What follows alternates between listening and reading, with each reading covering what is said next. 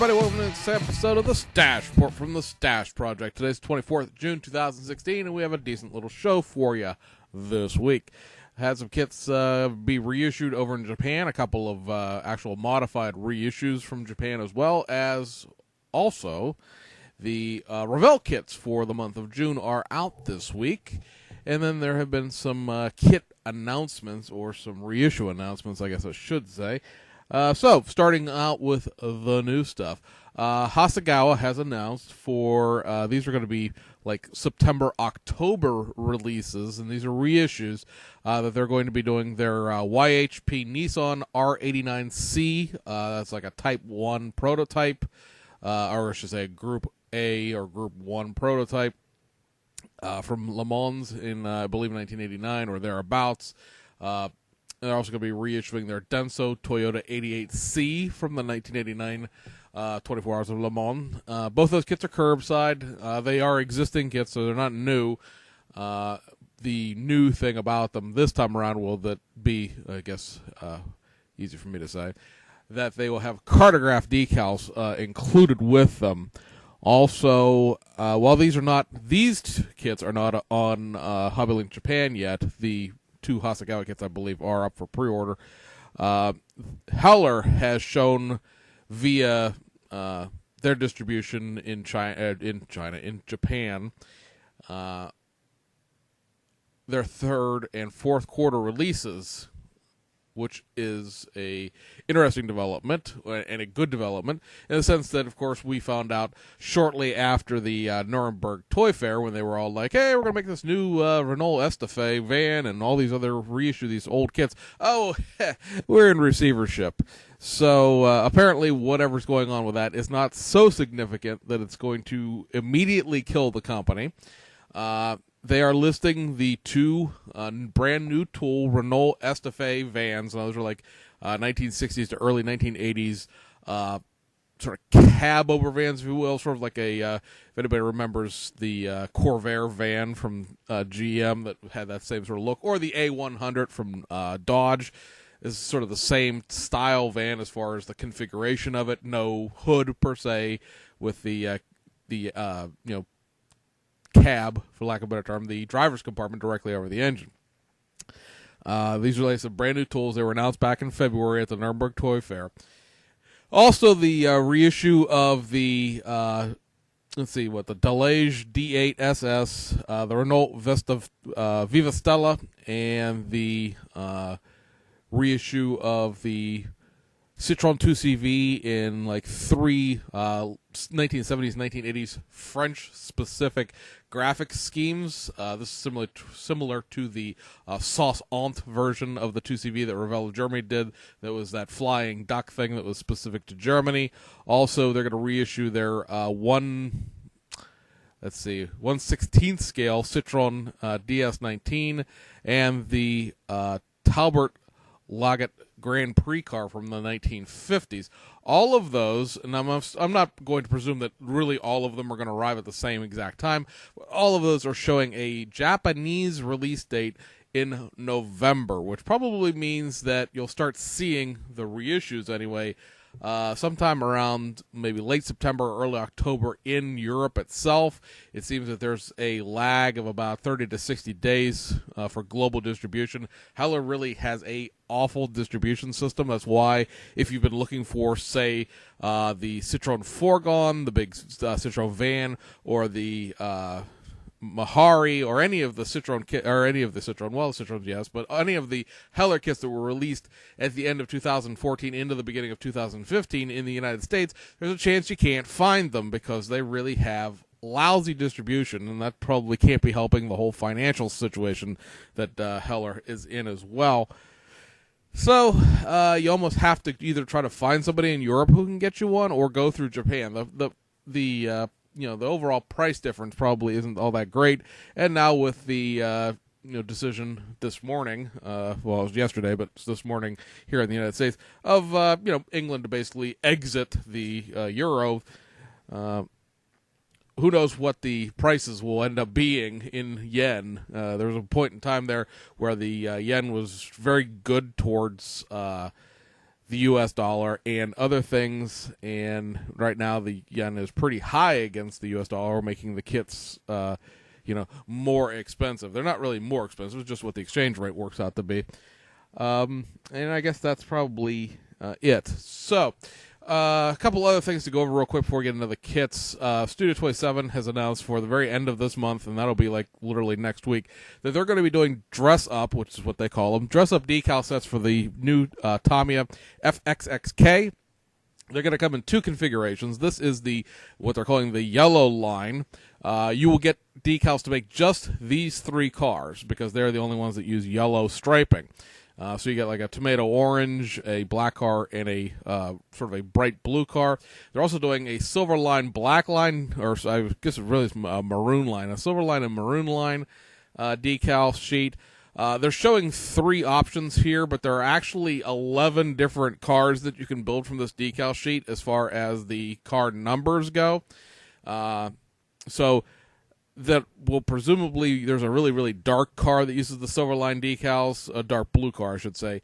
So you may be able to make that one. That was really the one I was looking for originally, and didn't find out until this morning after I'd already ordered the yellow one that they were going to be doing more than just these three car numbers. So if you want these, chances are you might have to wait until after they come out at this point. I know the yellow line decals at Hobby Link Japan are on what they call order stop, which means that they've taken as many pre-orders for them as they can. You'll have to wait until they actually arrive in order to place an order for them now. I don't know if the silver line decals are the same, but my guess is since it offers 11 options, more than likely, you can't order that either. You might still be able to get them from Hobby Search itself or through Hobby Easy, although they're not listed there yet, or any of your favorite local retailers, because other places obviously than just Japan carry those decals. Although you will have to wait for them.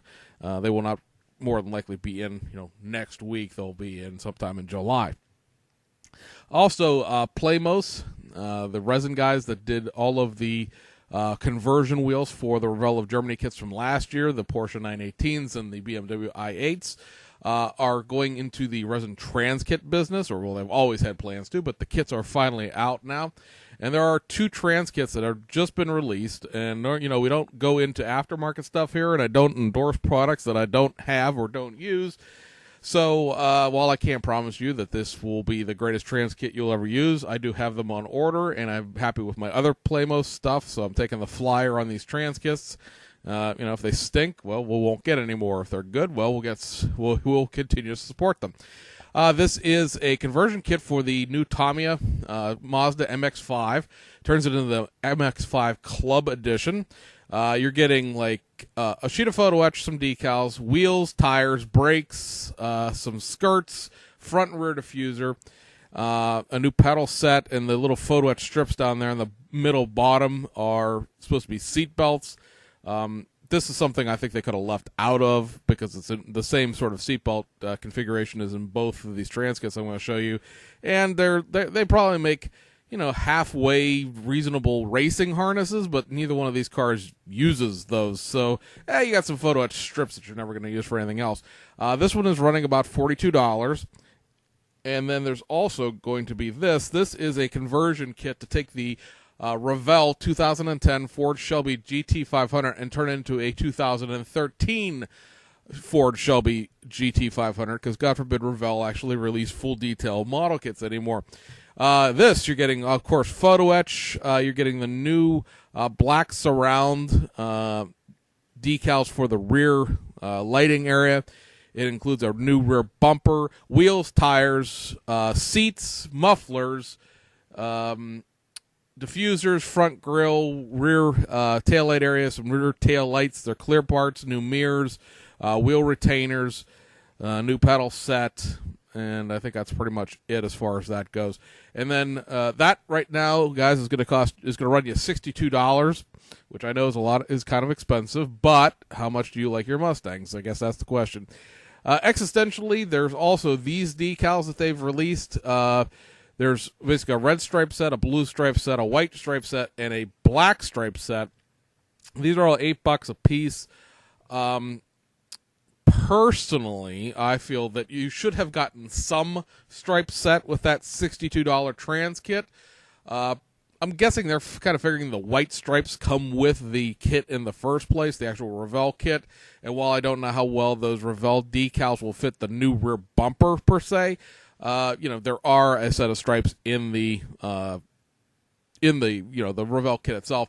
And not everybody wants the racing stripes anyway. Most the rocker stripes will fit regardless, because you're still using obviously the majority of the Revell body. You're just getting a new back bumper for it, and a new grill area for it as well. I think there's new headlight buckets as well, because the headlights are different. Yeah, okay. That was the one part on there that I was looking at that I couldn't think of what it was. So, again, are they going to be great? I don't know. We'll see. I literally have them. They got shipped to me Tuesday, I want to say. I'll probably pop my calendar up here. But Windows 10 is useless. Yeah, Tuesday. So it will be interesting to see what they look like when they get here. They're also going to be in the coming months, probably late fall, early winter, depending on, of course, how well these sell and the progress on them. They're going to make a trans kit to turn the 2009 Dodge Challenger full glue kit, not the pre-paint one, into a 2013 Hellcat. And to take the 2010 Camaro SS full detail glue kit from Revell and turn it into a 2013 Camaro Z28. That last one should be interesting because that's a whole different body style than the Revell kit. I assume that the overall, the body is probably the same, but it needs at least a new front fascia and a new rear fascia. New wheels and a whole bunch of stuff there. So I would expect that one to actually be kind of pricey if we're starting the trans kits off at $62 just to replace the bumpers and stuff like that. But from the wheels that we got, which were $14 a piece, which is a reasonable price to pay for a set of wheels in my opinion, it was good quality resin. And I'm not a big resin guy. I don't have any kind of resin really. I have one body I bought off of I can't think what the name of the company is called. Part of the Detroit Resin Automotive Group, guys. And the name is gone from me, and I feel bad because I'm sorry, Jeff. I can't remember what your company's name is.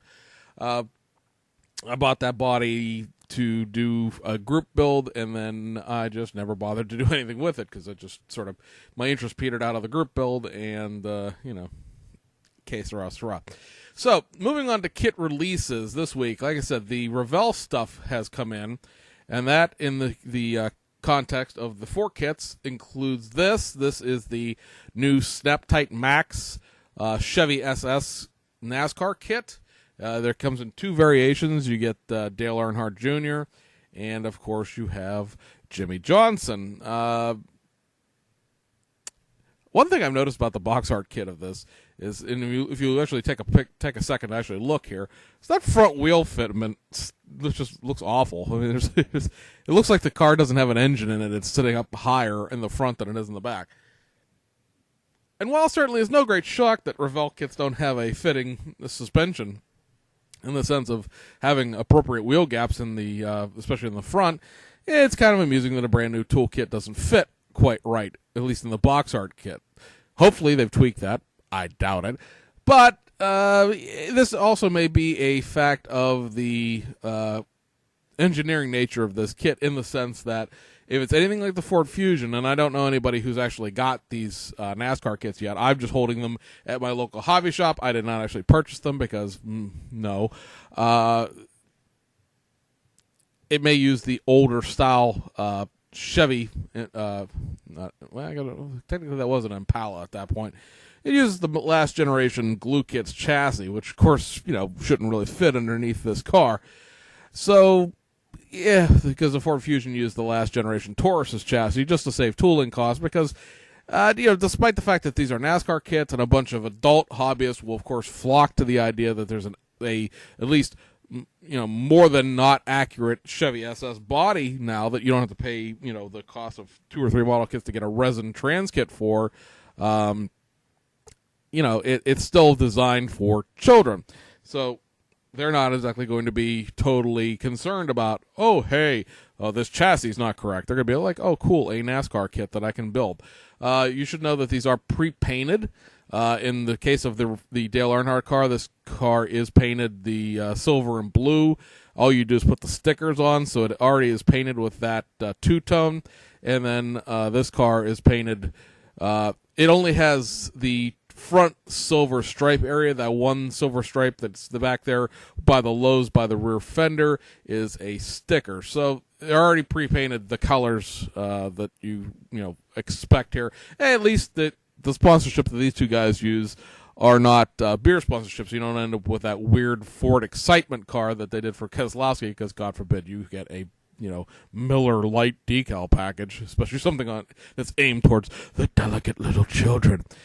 So the glue kits that have come out this week from Revell for the month of June, and these ones I actually do have, are the 1948 Ford Police Coupe 2-in-1. 2-in-1 being a most liberal definition of 2-in-1 you ever get here, because, I mean, the only thing that's different between the stock version and the police version are the police lights and that front-mounted siren there. This appears to be the Ford Woody as far as what the contents are, because all Revell ever showed of this kit was the coupe-specific parts, like the body and the interior and the glass. So, there's kind of a debate about whether or not it would be the Woody contents or the convertible contents. The Woody, of course, was only a factory stock version that had no hot rod parts, and the convertible has various speed parts added to it. So it appears that you only build this factory stock, and I say appears to because I haven't actually opened it and looked at it yet. The box art here is a crime in progress. Because while that city skyline looks okay on the front of the box, when you put it on the end, it looks like it's just a sloppy painting. And if you sort of stare at the skyline and you sort of focus out of the fact that that's buildings, it looks like the greenish gray thing is sort of just dripping down into the photo and onto the roof of the factory stock car in the background. Be that as it may, the real problem with the box art here is the fact that they're calling this black and white thing on the front here a Virginia State Police car. It has Virginia State license plates. It has a state police graphics for the trunk. It appears that they modeled this after a San Diego police car that was a restored item out in California, which uses this black and white two-tone. The Virginia State Police, however, never used a black and white two-tone, nor did they use a 5-point sheriff star or the great big word police on the side like that. I believe the license plates may actually be historically accurate for a 1940s Virginia State Police vehicle. The rest of it is not, because in 1948, Virginia went to their gall gray and dark blue paint scheme that they still use to this day. I don't know why this was done like this. Did San Diego at the last minute decide, no, you can't use our graphics? I'm not sure the Virginia State Police would be any more happy about that situation, especially since you're making a fake version of their car. I just don't get Revell's box art thing. The other Revell kit that came out this week, and this is one that a lot of people were very excited for as well, is the 1930 Model A Coupe 2-in-1 hot rod. Many new parts in this compared to the 29 Model A Roadster. Obviously, the coupe part being the biggest noticeable thing, but you also get a small block Chevy in the kit. This small block Chevy is shown in the sort of shadowy foreground photo. Also comes with a blower setup, and that is notable because it is one of maybe 3 street blown engine small block Chevys. You got to look towards the 78 Camaro kit from Revell Monogram. I believe that's actually a Monogram kit from back in the day. The Rat Roaster, the Stacey David's 32 Ford, and the D&M 62 Corvette Gasser. Those are the 3 most recent kits that have a street version of a blown motor. What I mean by that is this kit has an alternator and an accessory drive belt to actually, be a street engine. It's not a competition engine. It doesn't not have a radiator, a radiator hose and all that stuff. So that's kind of cool in the sense that you get something that, while there are a couple of different versions of it here very recently, because the Rat Roaster is, 2 or 3 years old at this point, and the Corvette came out last year. There's not been a lot of supercharged, blown, streetable engines in the history of modeling. So you get that. There's two interiors. One's a traditional sort of tuck and roll, or not sort of tuck and roll, but I guess it sort of is. And then there's a bomber style stripped interior. A whole bunch of, like I said, there's a whole bunch of new parts in that. So that's cool. Like I said, I have that one too. That was through my other concession to hot rodding. I have one of the original 32 Ford kits, and then I have the 29 as well. Not into that era of cars per se, but the 29 and the 30 have been pegging my cool meter, so to speak, so I got them. That takes us over to Asia, and there have been, let's see here, 6 kits this week. 2 of them are modified reissues, and 4 of them are straight reissues. So the 2 modified reissues, one of them is this. This is the new Ebro Team Lotus Type 88B from 1981. This is a modified reissue of their Type 88 that came out earlier. Well, I guess it will be, May when that kit came out. There's not a whole lot of difference between the 88B and the 88, mostly where the radiators are located, so there's new tooling for that. There's a couple of other parts that are different about that. One thing I did find out about this kit when doing the research for this week's video was that the Type 88 and the Type 88B never actually raced.